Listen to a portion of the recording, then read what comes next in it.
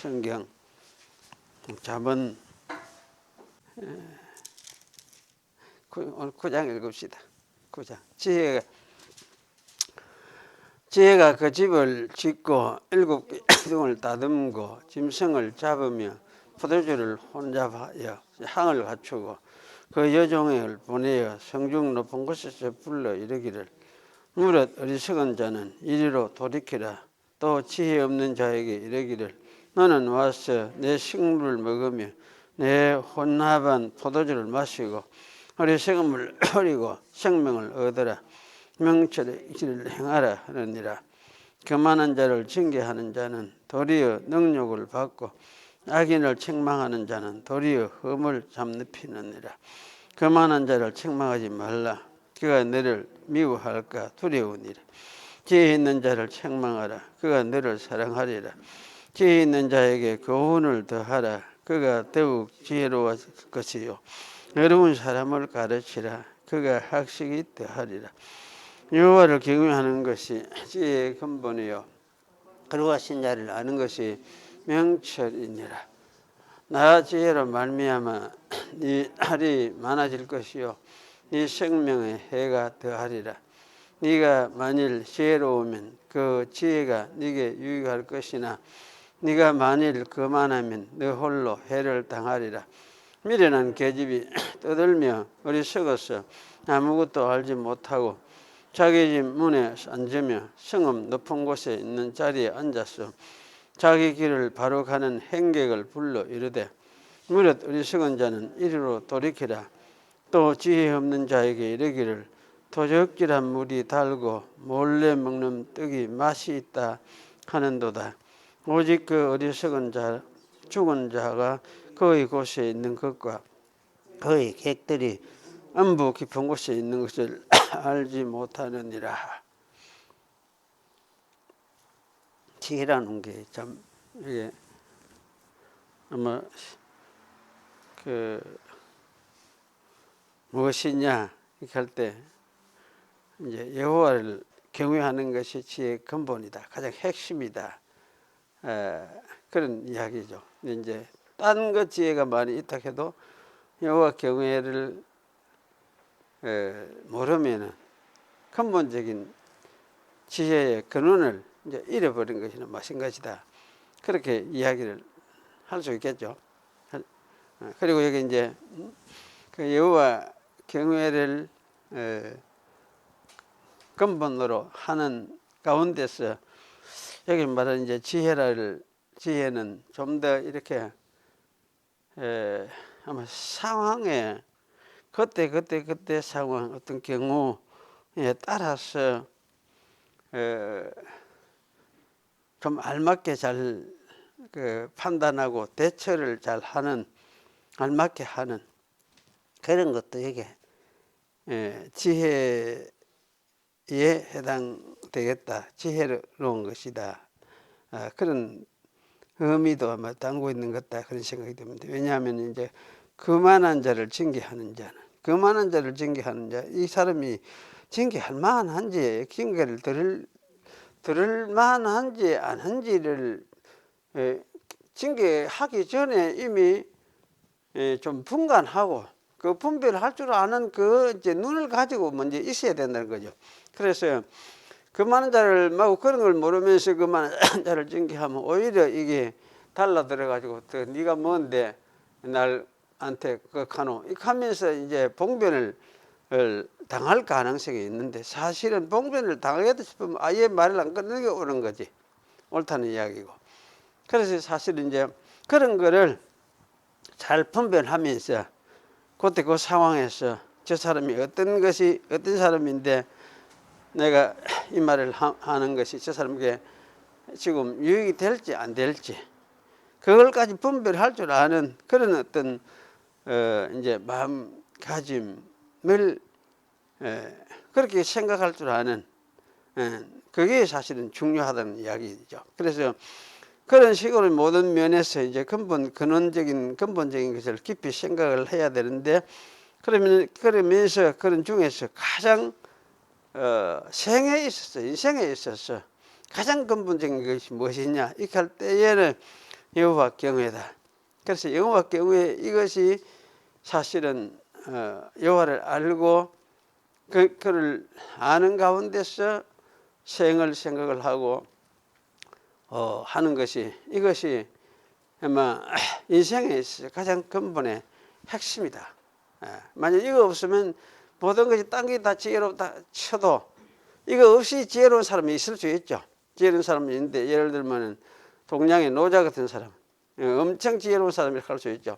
그런 사람인데 여호와 경외를 여호와를 참 모르고 그런 어떤 지혜가 있다 해봤자 그거는 말짱꽝이 결국은 세상에서 이렇게 뭐 인간이 이렇게 저렇게 어떻게 뭐 하는 이런 어떤 이제 나름대로 자기 생각을 이야기를 할 수 있을지 모르지만 근본적으로 생이 무엇인가 어떻게 살다가 또 어떻게 인생이 쾌결을 끝을 맺는가 이런 게 대해서 알지 못하는 인생이라면은 그 인생은 사실은 헛되고 허무하고 그렇게 끝날 수밖에 없는 것이 인간이죠. 그런 이제 관점에서 모든 그 지혜의 근본이 하나님 경외하는 이게 달려 있다.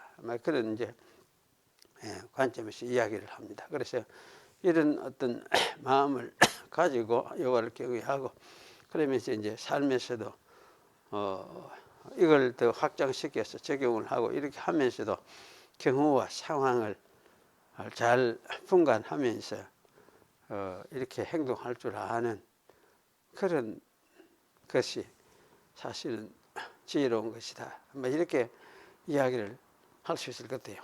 그러니 어찌 보면은 내가 이런 면에서 보면 미련한지도 모르겠다 싶어요. 근데 이제 성경 가지고 이박을 하면은 성경의 뜻이 이렇다 이렇게도 참 이걸 생각을 해보면 가령 교회가 깨닫지 못하고 알지 못하고 받아들이지 않고 있는 이야기 내용을 막 억지로 막 자꾸 한다고 해서 그게 잘하는 것이냐 그게 사실은 잘하는 게 아니다 이렇게 생각이 들 때가 있어요. 그런데 또 한편으로 생각해 보면 교회가 그걸 깨닫지 못한다고 해서 그걸 깨닫는 사람이 말을 해주지 아니하면은 영원히 이제 어두움 속에서 계속해서 그걸 모르는 가운데서 계속 할 수밖에 없지 않느냐 그런 이제 생각이 들 때에 그래도 어떤 이 바른 것을 깨닫는 사람은 이야기해주는 사람이 있어야 된다. 누가 하느냐 할 때는 그걸 깨닫는 그 사람이 이야기를 해줄 그 책임이 사실 있는 거지. 그래서 사실 깨닫는 그 사람은 그것을 이야기를 해줘야 될 사명을 가진 사람. 그러면 사실은 이거는 이제 어디에서 그럼 이런 걸 이야기를 해줄 수 있느냐 할 때에 교회에서 사실은 이렇게 뭐 자기가 설교하는 교회에서는 먼저 이런 이야기를 가지고 이야기해주고 가르치고 할 수 있는 자유로움이 있어요. 자유로움이 있고 그걸 못한다 해가 그래 하면 안 된다 이렇게 하는 것도 문제가 있죠. 문제가 있는데 사실 그런 면에서 그거는 이제 양심의 자유를 누리지 못하도록 하는 성경 말씀이 이랬는데 이것을 이야기 못하도록 한다면은 그거는 이제 하나님께서 그 사람에게 주신 양심의 말씀에 대해서 깨닫는 그 양심의 자유를 억누르는 것이 되는 거죠. 그거는 사실은 아무도 그 갈 자격은 없다. 그 누가 총회도 노회도 이런 것에 대해서 그렇게 억누를 자격은 없다. 이렇게 이야기를 할 수가 있습니다. 그렇지만은 이제 사실 일반 교인들이 잘 깨닫지 못하고 있는 이것을 물론 자기 교회에서는 가르치고 이렇게 할 수 있지만 모르는 사람한테 가가지고 자꾸 이박을 하면 이 사람이 이단 취급하고 아예 들으려고 하지 않는데 그럴 때는 사실 말을 안 하고 입을 다붙는 게 좋죠. 그러면 오히려 이제 어디서 이야기를 해야 되느냐 할 때 사실은 목사들에게 모여서 있는 이런 곳에서 목사들에게 사실 이런 이야기를 해줄 수 있어야 돼. 그래야 그 목사들이 생각도 달리하고 해가 나중에 목사들이 모여가 생각을 다시 정리를 해가지고 이제 이거는 이렇게 좀 새로 해야 되겠구나 이런 이제 생각을 갖게 되는 거죠. 그래서 사실은 목사들이 모인 모임이나 노회나 또는 총회나 이런 데서는 이런 원리적인 성경의 이해에 대해서 잘못 이해하고 있는 그동안 역사 속에서도 좀 잘못 이해하고 있는 이런 부분들을 수정하고 고치고 또 새로운 깨달음을 제시를 하고 이런 토론도 하고 논의를 하고 이렇게 사실 해야 돼요.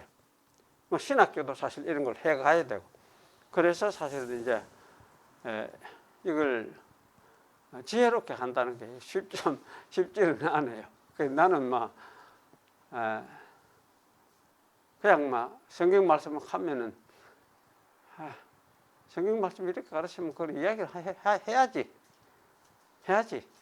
나는 이제 그런 이야기를 하고 다른 목사들은 보면 조심을 해 이야기를 오히려 조심해. 다른 사람 우리가 욕을 하니까 우리 개혁해 예수가 개혁해 욕을 하니까 왜 욕을 하느냐 할 때 하여튼 내가 좀 이상하게 좀 잘못 간다 말하자면 안식일 또 뭐 지키지 마라 안 지키게 된다 뭐 11조를 안 해도 된다 뭐 이런 식으로 가르치는 것처럼 이제 일종의 반율법적이다 이런 식의 이제 이야기를 생각을 하면서 경계를 하고 욕을 하고 이상하게 생각을 하고 그렇게 이제 이야기를 하는 거더라고. 그래서 저는 이제 그런 것에 대해서 그래도 이야기를 이때까지 해왔는데 해온 게 잘못이냐 돌아보면은 잘못한 게 아니구나. 그건 그래 한 건 잘한 것이다. 지금 생각해보면 이제 내 이야기하는 이런 쪽으로 생각을 하고 이해하고 다시 생각하는 그런 어떤 이제 분위기들도 없잖아 있어요. 있고 젊은 또 이제 목사들 속에는 보니까 나름대로 고민하면서 이런 쪽으로 생각을 해온 그런 많은 사람들도 있고 그렇더라고. 그러니까 내가 이야기한 것이 잘못은 아니구나 그런 생각이 들었어요. 그래서 그때 이야기한 건 잘했다. 어려워도 힘이 들어도 뭐 해야 이제 누군가 드러날 때가 있으니까. 그래서 사실 이제 그런 생각도 가져봅니다. 우리 오늘 계시록 읽겠습니다. 22장 1절에서 5절까지 읽겠습니다.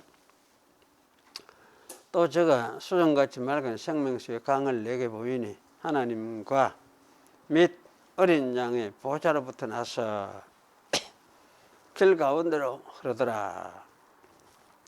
길 가운데로 흐르더라 하는 것만 1절에 갖다 붙여보면 좋겠는데 강 좌우에 생명나무가 있어 12가지 실과를 맺히되 맺되 그 달마다 그 실과를 맺고 그 나무 잎사귀들은 만국을 소생하기 위하여 있더라.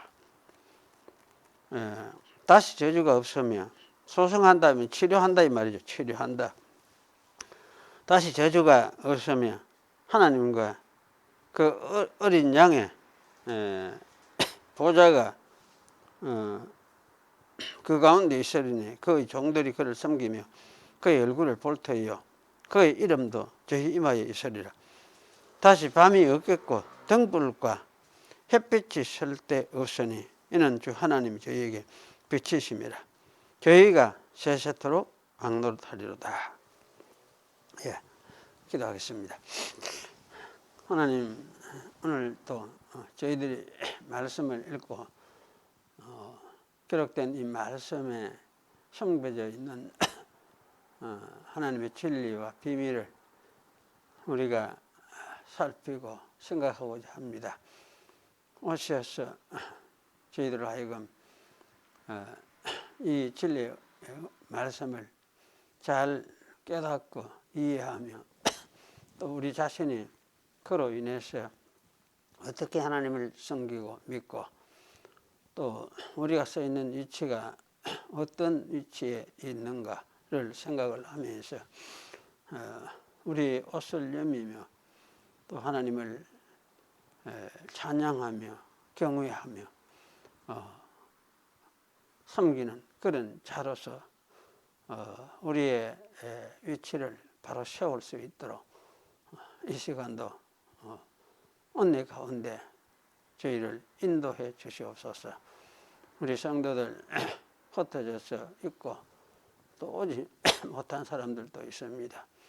여러 가지 사정 가운데서 있지만 하나님의 불쌍히 여기시고 또 우리들에게 주신 자녀들도 이 하나님에 대한 진리를 바로 이해를 하고 깨닫고 믿음으로 화합하여서 참 세상에 아무것도 없어도 보잘것없어 보여도 또 하나님을 마음에 모시고 보화를 간직하고 살아가는, 그래서 부유하고 또 행복해하고 만족해하는 그런 사람들로 자라나도록 하나님께서 선하게 인도해 주시옵소서. 마음을 여시고 이 하나님 당신이 보화이심을 알게 하시는 분은 하나님이시오니 하나님께서 깨닫게 해 주시기를 원합니다. 우리 교회에 속한 모든 주의 자녀들 또 이런 자리에 이룰 수 있도록 축복하시고, 우리가 이 땅에 사는 삶이 어떻게 살든지 간에 돌이켜보면 이것이 참 부질없는 것 같기도 하고 또 참 헛것을 잡는 공허한 것 같기도 하지만 한데 다 이 가운데서 참 소망의 것이 무엇이고 또 귀한 것이 무엇인가를 우리 마음에 깨달으면서 주님으로 인해서 부유해지는 그런 저희들이 되어서 이런 자들로 이 세상에 살다가 또 주님 앞에 서도록 하나님께서 저희를 축복하여 주시옵소서. 저희 온 교회 성도들도 이러한 부유함을 가지고 살아가는 성도들이 되도록 하나님께서 축복해 주시옵소서. 구주 예수님의 이름으로 기도하옵나이다. 아멘. 예, 계시록 성경 마지막 책, 그리고 오늘 마지막 책의 마지막 장을 우리가 이제 읽었습니다. 오늘 이제 읽은 이 계시록 1장에서 5절, 계시록 22장 1절에서 5절까지 이 내용은 아마 천사가 하나님이 보내신 천사가 요한에게 보여주는 계시의 그 마지막 장면 같아요. 오늘 이것이 마지막 장면이니까 사실은 계시의 마지막 장면, 최고의 그 끝장면 아닙니까? 그러니까 사실 이 그런 굉장히 중요하고 의미가 있는 그런 어떤 부분이다. 그래서 이걸 정말 우리가 마음에 잘 이해를 하고 잘 생각을 하고 마음에 새기는 것이 참 중요하구나, 이런 생각이 들어집니다. 그래서 그런 점에서 오늘 이런 부분을 여러분이 한번 잘 마음에 새겨 보시도록 그랬으면 좋겠습니다. 과연 이제 이것이 과연 생명수의 강이 무엇이냐, 이런 걸 우리가 좀 생각을 해봐야 되는데요. 제가 수정같이 맑은 생명수의 강을 보여주는데 이것이 하나님과 및 어린 양의 보좌로부터 흘러나오더라, 이제 그렇게 되어 있습니다. 그런데 이 생명수의 강은 어쨌든 계시 역사, 성경의 기록의 그 역사들을 우리가 생각을 해보면은 이거는 하여튼 에덴을 생각을 하게 만들어주고, 또 한 가지는 이제 에스겔 선지자가 말한 그 강물이 흘러나오는, 말하자면 성전 문지방 밑에서 강물이 흘러나오는 그러한 그 에스겔의 환상을 우리가 이제 연상을 하도록 만들어 줍니다. 그래서 이 계시 역사적으로 볼 때에 이 생명수의 이 강은 결국은 에덴의 모습의 완성이라 할 수가 있고, 또 에스겔의 예언이 성취가 되는 것이다, 이렇게도 우리가 이해를 하는 것이 자연스럽다, 그런 생각이 들어집니다. 물론 우리가 보면 에덴에서는 차이점들도 또 있죠. 그래서 에덴에서는 그 물이, 강물이, 생명수가 사실은 에덴에서 흘러나와서, 창세기 2장에 보면 그래 돼 있어요. 에덴에서 흘러나와서 동산을 적신다. 동산을 적시고 그리고는 거기서 갈라져 가지고 사방으로 흘러갔다, 이렇게 이제 이야기를 하고 있습니다. 그래서 이제 이거는 그러면 세상으로 흘러가는 강물이겠구나, 이런 생각을 하게 되지요. 그런데 에스겔에서 흘러가는 이 강물은 역시 성전 그 문턱 밑에서 강물이 흘러가지고 어디를 살리느냐, 이스라엘 땅, 약속의 땅을 살려내는 그런 일을 하고 있어요. 그래서 사실은 그거는 약속의 땅에 대한 이야기 같다, 그런 생각을 하게 되어지는데, 여기 이제 오늘 계시록은 어쨌든 이 강물이 어디로 흘러가느냐, 여기에 대해서 이것이 명확하지를 않는데 암시적으로 주고 있는 것이 2절에 보면 그 잎사귀들이, 나무 잎사귀들이 만국을 치료하기 위하여 있더라, 이렇게 되어 있으니까, 그리고는 만국을 치료하는 걸 어떻게 치료하겠습니까? 강물이 만국까지 가야 되죠. 전달이 돼 가야 되잖아요. 그러니까 이제 잎사귀들, 나무 잎사귀들은 뭐냐, 만국에도 이제 이 강물을 받아먹고 그 생명 강물을 가지고 열매를 맺고 그걸 이제 만국 사람들도 먹도록 만들어주는 것이니까, 어쨌든 강물도 사실은 이 만국을 향해서 가고 있다, 만국을 목표로 하고 있다, 이렇게 우리가 생각을 하는 것이 타당하다, 그런 생각이 들어집니다. 그래서 이거는 에스겔하고는 좀 다르다, 이런 생각이 생각을 할 수 있죠. 그럼 에덴하고 이거하고는 비슷한 것 같은데 에스겔은 좀 다르구나, 이런 생각을 할 수 있는데, 사실은 에스겔도 생각을 해보면 에스겔은 사실은 이제 약속의 땅을 회복시키는 그것을 보여주고 있지만은, 그 약속 땅, 회복된 약속의 땅, 팔레스틴, 이스라엘 땅이지만은 사실은 거기에서 출발해 가지고 새롭게 만국으로 흘러가는, 만국을 향해서 만국을 살리는 그런 형태의 어떤 것의 목적을 하나님이 가지고 계신다, 그런 생각을 하고, 그래서 에스겔에서는 초기 때에 이 시작은, 만국을 향해서 가기 시작하는 처음에 그 시작 시기에 예루살렘, 새로운 예루살렘의 모습, 그것을 에스겔에게 보여주었다, 이렇게 우리가 이해를 할 수가 있죠. 그렇게 이해를 한다면은 사실은 여기는 이제 문제는 이게 좀 달라도 결국은 한 가지로구나, 에스겔도 역시 같은 그 이야기로 예언을 했구나, 이렇게 생각을 할 수가 있습니다. 그래서 이렇게 이제 볼 때에 여기 계시록에서 말하는 이 새 예루살렘, 새로운 성전, 이 계시록 자체는 여기서는 이제 도시 자체가, 새 예루살렘 도시 자체가 성전이에요. 전체가 하나의 성전이에요. 그래서 이제 성전 도시라 할 수도 있는데, 이 도시는 에덴과 에스겔 선지자가 말했던 그 이제 강물이 흘러가는, 그래서 생명을 살리는 그런 것을 말하고 있구나. 그래서 사실 이거는 그 구약의 예언이, 에덴도 예언이고 에스겔에서도 예언이지만은 이것이 성취가 되는 것이 계시록 22장의 내용의 말씀이구나, 아마 이렇게 이해를 하는 것이 좋겠다, 그렇게 이제 생각을 할 수 있습니다.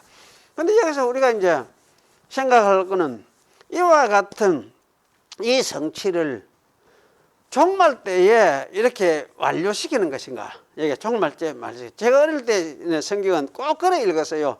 이거 읽으면 종말 때 마지막이니까, 야, 종말 때 그러면 이제 하나님이 생명수의 강을 흘려보내는 하나님의 보좌와 그로부터 생명수의 강을 흘려보내는 그러한 어떤 새로운 하늘나라가 말하자면 천국이 막 그렇게 새로운 세계가 천국에 갈 수 있을지도 모르겠는데 그런 이제 세계가 종말 때 시작되는구나. 예수님 오세가 그렇게 시작하는구나. 이러면서 늘 생각을 했어요. 제레미야 오세에서 예수님이 그렇게 만드실 것이구나. 이러면 생각을 했는데 여기서 다시 보니까 이거는 그럼 그때 종말 때가 아니고 신약 가르침에 보니까 예수님이 사역을 하신 것을 근거로 두고 이 말씀을 하고 있구나. 이런 생각이 들어요. 그래서 예수님은 와서 사역을 하시면서 나를 믿어라. 나를 믿는 자는 그 속에서 배 속에서 생수의 강이 솟아나리라. 이런 말씀을 하시거든. 그러면 이제 그 종말 때에 재림 때가 아니고 예수님을 초림으로 오셨던 그 예수님을 믿으면은 그 예수님을 믿는 사람의 배 속에서 생수의 강이 솟아난다는 말씀을 그때 하셨으니까. 그러면 그거는 재림 때의 이야기가 아니잖아요. 재림 때의 이야기가. 그래서 이게 이제 재림 때의 이야기가 아니구나 하는 것도 사실은 여기 이제 이미 암시를 하고 있어요. 그 나무 잎사귀들은 만국을 소성하기 위하여 있더라 하는 이 말씀도 사실 그걸 암시를 하고 있죠. 만국을 위해서 소성을 한다. 이 말은 만국을 소성시킨다면 무슨 말입니까? 만국을 살려낸다는 말이죠. 치료하고 병든 걸 살려낸다. 어떻게 치료하고 살려낸단 말입니까? 어떻게? 복음을 가지고 내잖아요. 복음을 가지고 살려내고, 복음 말씀을 전해가지고 그 말씀을 듣고 사람들이 믿고 하나님과 어린 양에게로 돌아오게 되어지는 이런 사건을 통해서 이제 살려내는 것이지, 그런 것 없이 막 어떻게 살려내는 걸 말하는 것이냐. 사실 그런 생각은 들지 않는다 그 말이에요. 그렇게 생각을 하면은 사실 여기 잎사귀들이 만국을 소성시킨다는 이 말도 역시 초림 때의 예수님의 사역부터 이 소성시키는 일을 시작을 하셨구나. 이렇게 이해를 할 수밖에 없는 것입니다. 그래서 사실 이렇게 해서 흘려보내는 여기 생수의 강, 생명수의 강물은 결국은 그러면 뭘 이야기하느냐? 뭘 이야기하느냐? 물 많이 마시란 말입니까? 뭘 많이 마시란 말입니까? 생수의 강은 결국 성령이죠. 예수님이 하신 그 사역을 통해서 우리로 하여금 예수님을 믿고 하나님을 섬기도록 만들어주는 그 성령을 받는 일이에요. 성령을 받는 것. 그래서 성령을 받는 이것을 통해서 만국도 회복되는 것이고, 그래서 이 생수의 강물이라는 것은 성령을 받아서 예수님을 믿음으로써 하나님 아버지를 하나님 우리를 지으신 참 주인으로 모시고 살게 되는 그런 것을 여기 이야기를 하고 있는 것입니다. 그래서 사실은 이제 이 생수의 강은 그냥 단순히 물 마시는 상태를 말하고 오는 것이 아니구나, 이렇게 생각을 하고 성령을 통해서 우리가 이제 하나님의 백성이 되어져서 믿음을 가지고 하나님을 섬기며 살아가는 이런 상태를 두고 이야기를 하는 것이구나. 그래서 이런 이야기를 우리가 이해를 하고, 그러면 이런 일은 그러면 하나님이 아들 그리스도가 처음 오셔서 재림할 때 일어날 일만이 아니라 이미 처음 오셔서 그분이 대속 죽으시고 대속의 죽음을 죽으시고 또 부활하시고 하나님 우편에 앉으시고 이렇게 해서 통치하시기 시작을 하신 그때부터 이런 일이 이미 시작되었구나 하는 이 사실을 이해하는 것이 굉장히 중요하다, 그런 생각이 들어져요. 그래서 여기서 사실은 22장 이 부분에서 사실은 그러면 이거는 처음부터 초림하신 예수님의 사역을 가지고 지금 이런 설명을 이렇게 보여주고 있구나. 눈에 보이는 형태로 이렇게 보여지고 있거나 이렇게 이제 이해하는 것이 중요하죠. 그럼 여기서 흘러나오는 생명 강이 어린 양의 보좌로부터 나서 하나님과 어린 양의 보좌로부터 나서 길 가운데로 흐르더라 이렇게 했는데, 그럼 강 좌우에 생명나무가 있어서 12가지 열매를 맺히되 달마다 그 실과를 맺히고 그 나무 잎사귀들은 만국을 소생하기 위하여 있더라 이렇게 말씀하고 있습니다. 그럼 여기 이제 길 가운데로 강 좌우에 생명나무가 있어서 이 절에 사실 중요한 거 어려운 부분이 이게예요. 강하고 그 길 가운데로 가는 이 말도 대관적으로 어찌 관계가 있는지. 강하고 길 가운데, 길 가운데 길이라는 이 말 아주 대로를 이야기해요. 대로를 이야기를 하니까 대로가 있고, 그러면 대로 가운데 한가운데 강이 흐른단 말인가? 강이 흘러나오고 있다. 그럼 그렇게 생각할 수 있겠죠. 대로가 있고 대로 가운데 하여튼 강이 얼마나 되는 넓은 강인지는 알 수 없지만 물이 흘러오는 생명수가 흘러가는 강이 흐르고 있어요. 흐르고 있는데, 그때 이게 이제 뭐냐, 강 좌우에, 그런데 강 좌우에 생명나무가 있어. 12가지 실과를 맺히되 이래 했으니까 생명나무가 있어. 강 좌우에 생명나무가 있어. 이거 하면 어디 되겠습니까? 이 생명나무가 한 그룹입니까? 여러 그룹 같습니까? 예? 여러 그룹입니까? 한 그룹입니까? 저기 참 애매해요. 이런 것이 애매해요. 여러 그룹. 생명나무가 여러 그룹입니까? 한 그룹입니까? 12그룹입니까? 그 12가지 실과를 맺는 거는 12가지 실과를 달마다 맺는 거지. 생명나무가. 그런데 이 생명나무가 한 그루인지 몇 그루인지 사실은 여러 그루인지 그게 명확하지 않아요. 왜냐하면 여기 강 좌우에 생명나무가 있어. 그러면 이게 좌우에 있다는 말, 이쪽도 있고 이쪽도 이 말 아닙니까? 그러면 분명히 여도 있고 여도 있으면 분명히 이거는 복수화입니다. 생명나무들이 여러 개. 그럼 강이 그러면 쪼매는 한 군데만 아니고 쭉 흘러가면은 이쪽 저쪽 계속 있을 거 아닙니까? 계속 있단 말은, 그러면 생명나무가 여럿이 있다는 말이에요. 여러 개로 이쪽 저쪽에 강 좌우에 있다는 이 말이거든. 그런데 이제 이 본문은 나무라는 말을 여기서 단수로 사용을 하고 있어요. 생명나무. 나무라는 말을. 그래, 생명나무가 있어서 12가지 실과를 맺는데, 12가지 실과를 맺는데 하는 이것도 그것의 실과를 맺는다. 그 단수로 사용하고 있어요. 그 달마다 그 실과를 맺는다. 그것의 실과를 맺는다. 단수로 사용하고 있어요. 그래서 그러면 여러 가지 나무 같으면 여러 나무들을 좀 복수로 사용을 해야 말이 되는데, 복수같이 말을 하면서 단수같이 또 이래 단수 명사를 사용하고 있어요. 그래서 사실은 이제 이 학자들이 여기서 굉장히 좀 어려워요. 이 나무가 한 나무인지, 생명나무가 여러 나무인지, 어떻게 이해를 해야 될까? 그래서 그림을 그린 사람들 어떻게 하네. 어떤 사람 보면 큰 대로가 있는데 요렇게 해놓고 생명나무 하면서 하나를 딱 그려놓은 사람도 있고, 어떤 사람은 또 이래 해가지고 물 흘러가는데 이쪽도 있고 이쪽도 있고 이런 식으로 생명나무 이렇게 그려놓은 사람도 있고, 이게 참 애매해요. 애매해. 그래서 사실은 이제 그럼 어떻게 이해하는 것이 좋으냐 할 때, 사실은 이 나무라는 말이 단수로 사용되어 있는 건 맞아요. 맞는데 단수로 사용되면서도 뭐라 하느냐, 이 단수 대표 단수로 하는 말을 저는 그렇게 이제 생각이 돼요.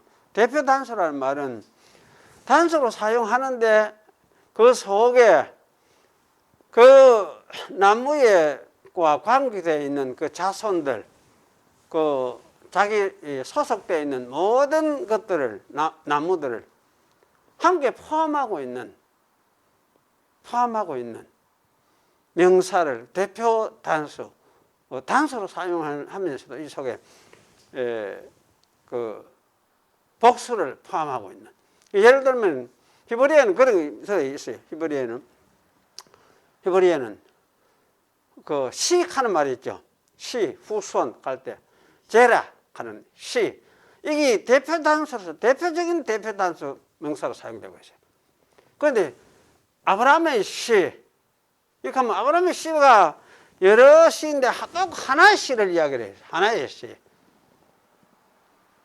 네 시가 여자의 후손이니까 하면 여자의 후손 하나의 시를 이야기를 하고 있어요.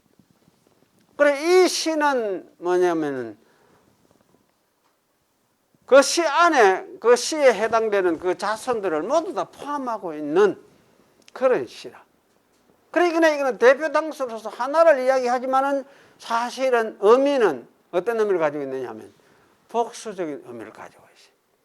그래서 후손들 이렇게도 말이 되고, 그 하나의 시, 하나의 후손, 자손 이렇게도 사실은 말이 되고, 하나의 대표 단수는 이렇게 이제 사용되는 것이 대표 단수인데, 여기에도 이 나무도 아마 대표 단수로 이해를 하는 것이 옳겠구나, 이런 생각이 들어요. 그래서 사실은 이제 대표 단수, 그러면 대표 단수, 그럼 대표라도 누군가 대표가 하나 있어야 될 것이 아니냐, 이렇게 할 때에 누구를 상징하느냐 할 때, 그 대표는 누구를 상징하느냐 할 때, 생명의 나무는 누구를 상징하느냐, 누구를 상징한다 해야 되겠습니까? 생명의 나무의 대표 단수가 뭡니까? 누락해야 되겠습니까? 우리가 이해를 할 때. 그렇죠. 예수님이고, 또 더 근본적으로는 아버지 하나님이고, 하나님이 사실 생명이고 아닙니까? 생명이고 예수님이 또 생명이거든.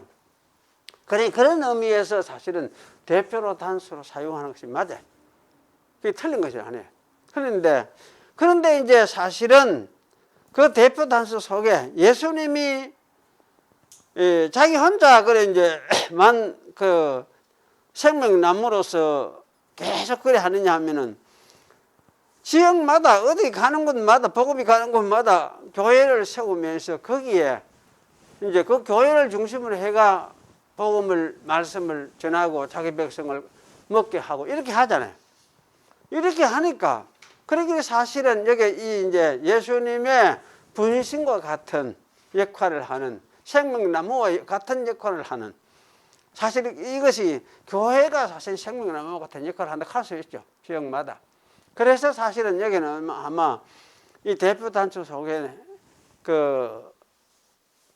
포함되어 있는 상징하는, 하나님을 상징하고 예수님을 상징하는 그러한 나무들이 아마 이 강 좌우에 수없이 많이 아마 생겨나지 않겠느냐. 저는 이제 그런 생각이 들어져요. 그래서 이렇게 해서 강 좌우에 생명나무가 12가지를 실과를 맺어서, 그리고 1년 내내 과일을 쉼없이 이래 먹도록 만들어준다고 말이죠. 그러니까 하나님의 말씀, 복음의 진리를 통해서 하나님의 백성들이 쉼없이 그것을 먹고 누리도록 해준다. 그런 의미로 이제 12가지 실과를 맺히고, 그 나무 잎사귀들은 만국을 소성하기 위해다. 그 나무들은, 잎사귀들은 사실 만국을 치료하고, 그 이스라엘뿐만 아니고 만국까지 치료하는, 그걸 위해서 지금 있다, 이렇게 말씀을 하고 있습니다. 그러니까 사실은 이거는 이제 신약의 예수님 사역을 통해서 복음을, 이제 예수님의 복음을 가지고 전파함으로써 온 세상 모든 나라에 복음이 전파되어져서 이것을 믿고 이제 하나님의 그 생명을 함께 누리게 될 그러한 것을 여기서 이야기를 하고 있다, 이렇게 이제 우리가 생각을 할 수 있죠. 그래서 이 말씀들은 모두가 초기 오셔서 초림하신 예수님이 오셔서 대속 사역을 이루시고, 그리고는 부활하시고 하나님 우편에 앉으셔서 하시면서 그런 복음을 전해가 땅까지 복음을 전해가지고 온 땅에 온 세상에까지 이제 복음을 통해서 하나님의 백성들이 그걸 믿고 이 하나님 구원에 참여하게 되는 것을 말씀하고 있구나. 우리가 이제 이렇게 이해를 하는 것이 좋습니다. 그럼 이런 세상에서 이제 이게 세상은 어떤 세상이냐 할 때에 어쨌든 한번 하나님의 그 생명수가 어디에서 내려오느냐 할 때에 생명수가 하여튼 하나님께로부터 내려오기 틀림없죠. 생명수가 하나님께로부터. 그러면 이제 성전에 그 성전 문지방 밑에서 나온다 이렇게 했고 에덴에서 나온다 이렇게 했는데 사실 여기는 하나님의 보좌에게서 흘러나온다. 하나님 보좌. 근데 하나님 보좌가 여기에 어디 있는지 그걸 잘 알 수가 없어요. 하나님 보좌가. 하나님 보좌가 그럼 대로 한가운데 있는가? 한가운데 어디에? 그러면 대로 어쩌기나 가운데 있다 하면 보좌는 생각보다는 어쩌기나 쪼맨구나 이런 생각이 들 수밖에 없는데 하나님 보좌는 대로 한가운데 있는 것이다 그래. 그래서 사실 하나님의 보좌는 전번에 뭐라 했습니까? 지난 21장 우리가 보면서 정사각형 그 뭐라 하노? 예. 이쪽으로도 12,000 스타디온, 이쪽으로도 12,000 높이도 12,000 스타디온. 이건 온 세상이라 2,400km니까 우리 시로 문자적으로 그렇게 계산하면 2,400km. 하늘로도 2,400km, 저쪽으로도 2,400km, 이쪽으로도 2,400km. 그래서 사실 온 세상을 상징하는 거지. 그러니까 사실은 이제 하나님의 보좌가 그러면 하늘 사실 높은 곳에 하늘 저쪽 우주로까지도 다 이제 해당이 되는 거죠.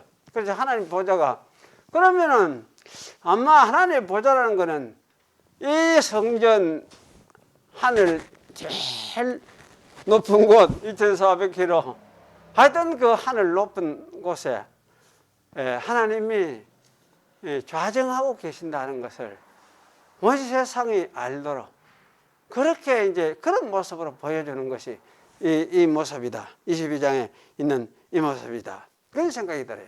그래서 하나님께서 하늘에서 뭐냐 인간에게 생명이 되는 생명수를 성령을 보내셔서 세상을 살려주는 내는 이런 것을 여기서 말씀하고 있다.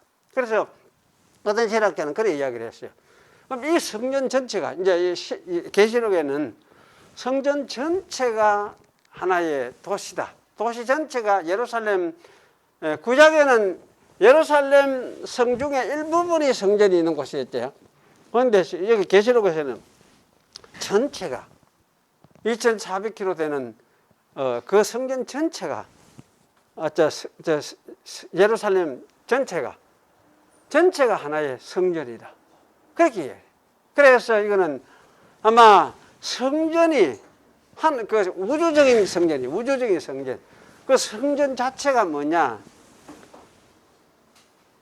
이 세상을 감싸고 있는 모습이다. 세상을. 땅을 감싸고 있는 모습.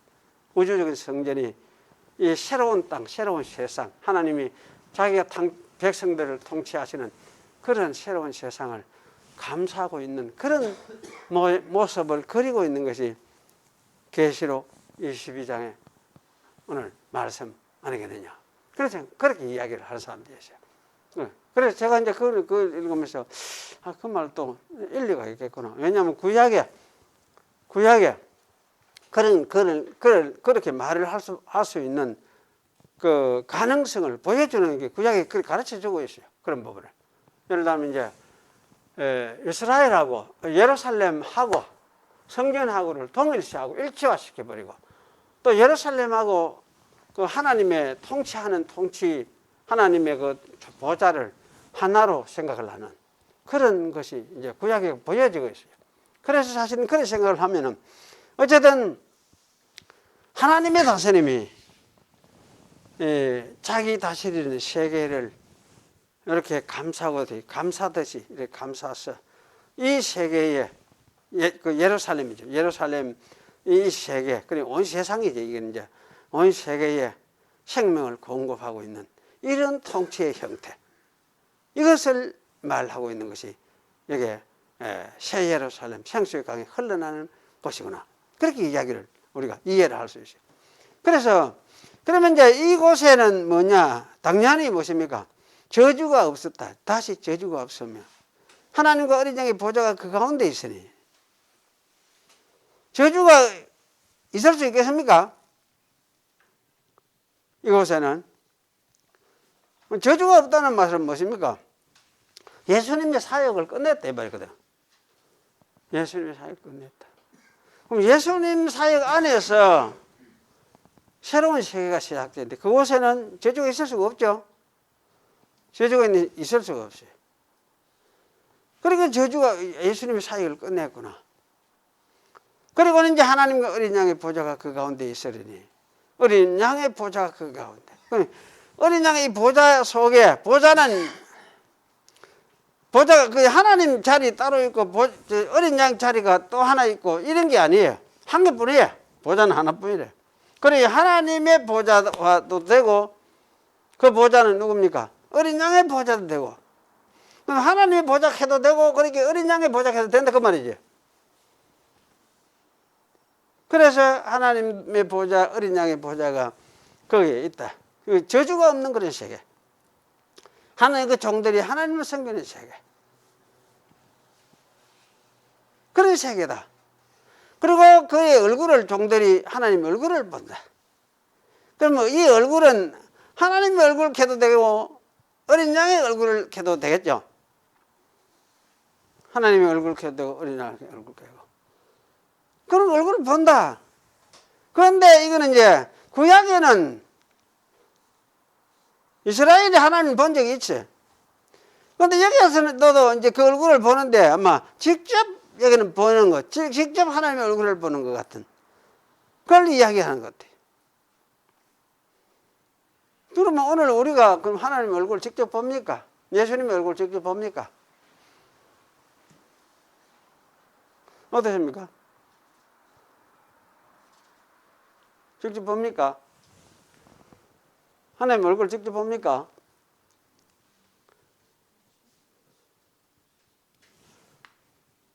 어떻습니까? 이게 참 중요한 거죠. 이게 하나님의 얼굴을 직접 봅니까?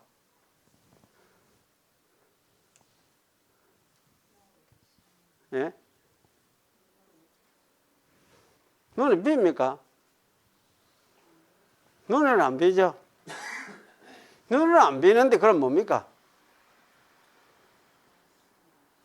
눈은 안 비는데 사실은 보고 있는 거예요, 우리가. 근데 그만큼 우리가 이제 하나님을 인정을 잘 안 하고 안 믿고 안 빈다고 해서 잘 인정을 안 하려고 하는 게 그게 우리가 못돼서 그렇지. 근데 하나님을 우리는 예수 안에서 예수 믿는 사람은 예수님 하신 사역을 통해서 직접 사실은 보고 있는 사람들이라고. 보고 있는 사람들. 그분 안에 영생이 있구나. 죽음의 극복도 있구나. 예수님 그걸 다 보여주셔서 다 보여주시고. 그럼 하나님 안에 계시면 우리도 그래 되는구나. 그렇게 되는구나. 당연하게 그래 되는구나. 다 가르쳐 주셨어요. 그렇게 알고 믿음의 그 도리를 아는 이것이 뭐냐? 사실 하나님의 뭡니까? 얼굴을 보는 건 마찬가지예요. 하나님의 얼굴을 보는 거예요. 우리 하나님의 얼굴은 우리 사람의 얼굴처럼 이래 막 이세고 눈이 막 이만하게 불이 막 훅 나오듯이 이런 상상을 우리가만 해야지. 사실 하나님은 그런 식으로 표현이 되는 것이 사실 아니고 그 진리로서 예수님이 하신 그 사역을 통해서 드러난 진리를 통해서 그 진리를 마음에 받아서 깨닫고 아는 이것이 뭐냐? 하나님을 보는 거예요. 하나님 얼굴을 보는 거예요. 이해가 됩니까? 수긍이 됩니까? 수긍이. 그럼 여러분이 현재 여러분이 살면서도 내가 하나님 얼굴을 보고 있구나. 하나님 얼굴을 뵙고 살아가는 사람이구나. 그런 생각을 여러분이 잘 안 해봤죠? 그런 생각 잘 안 해요. 그 믿음으로 어딘지 계신다 했으니까, 계신다 하는 그분한테 계신다 하니까, 이래 실의식으로 그러면 기도하자. 이거 기도하고. 뭐 이렇게 해서 살았지.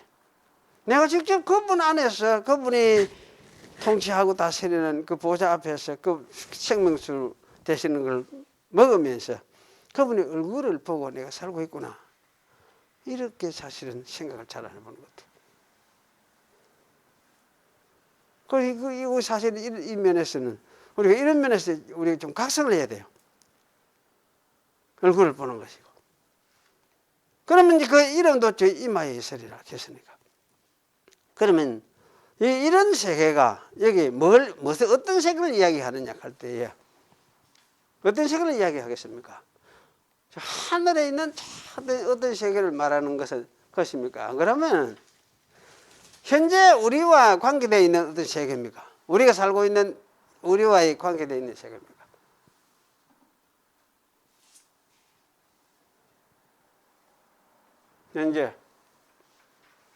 현재 우리와 관계되어 있는 세계죠. 그럼 사실 그래서 이제 이거를 뭐라고 이야기할 수 있느냐 할 적에 이거를 교회, 우주적인 교회라 이렇게 이야기할 수 있을 것 같아요. 우주적인 교회. 우주적인 교회의 모습이지.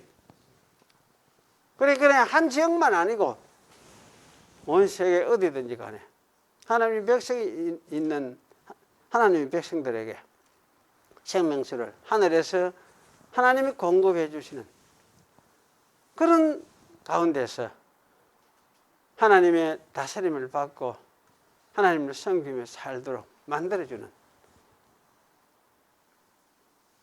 그런 하나님이 다스리는 세계, 새로운 세계. 하나님의 아들을 통해서 다스리는 새로운 세계. 그런 세계. 이게 사실은 뭡니까? 하나님 나라를 갈 수 있죠. 하나님 나라를 갈 수도 있고. 그리고 이런 나라를 언제부터 시작하시느냐 할 때 아들이 오셔가지고 죽으시고 부활하시고 성천하셔서 하나님 우편에 앉으심으로부터 이러한 세계를 시작을 하셨어요. 시작을 하셨어요. 재림하시면은 이런 세계의 완전한 모습 세계를 드러내겠죠. 그 모든 악을 다 없애버리고 땅에 있는 모든 악을 다 없애버리고 완전한 새로운 세계를 드러내실 거예요. 그게 재림이죠. 그러니 재림이 없을 수는 없어요. 재림 언젠가 있어야 돼요. 있어야 되는데 그러면서도 이미 이러한 일을 언제부터 시작을 하시느냐? 예수님이 초림하여 오셔서 구속 사역을 이루시고 나서부터 그때부터 이런 사역을 예수님은 시작을 하셨어요. 그 재림 때는 이걸 완전하게 이제 드러냈을 거예요. 완성시켜서 드러낼 거예요. 이렇게 하시는 이런 세계를 한마디로 말하면 우주적인 교회를 할 수 있겠죠. 우주적인 교회. 그래서 유니버설 처치 가기도 하죠. 유니버설 처치. 우주적인 교회. 그럼 지금 우리 교회가 뭐냐 할 때 하나님의 안에서 교회가 이런 우주적인 교회 속에 하나님의 통치 속에서 우리가 들어있어요. 하나님 이런 교회를 성령으로서 살리면서 이끌어가고 계세요.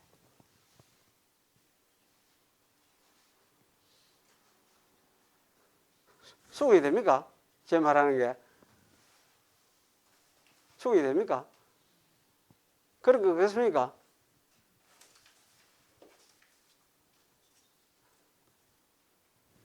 어떻습니까? 아닌 것 같습니까? 결론은 다음 주에 할까요? 물어볼까요? 네? 집에 가서 숙제하고 좀 더 생각해보고 다음 주에 와가 한번 들어볼까요?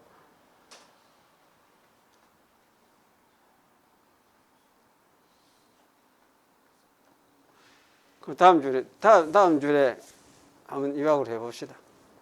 일단 기도합시다. 하나님 아버지, 오늘 요한계시록에서 성경의 마지막 책에 또 마지막 장에 나오는 마지막의 계시 모습을 가지고 우리가 함께 나누고 있습니다. 이 말씀이 의미하는 바가 무엇인지를 우리가 더 깊이 깨닫기를 원합니다.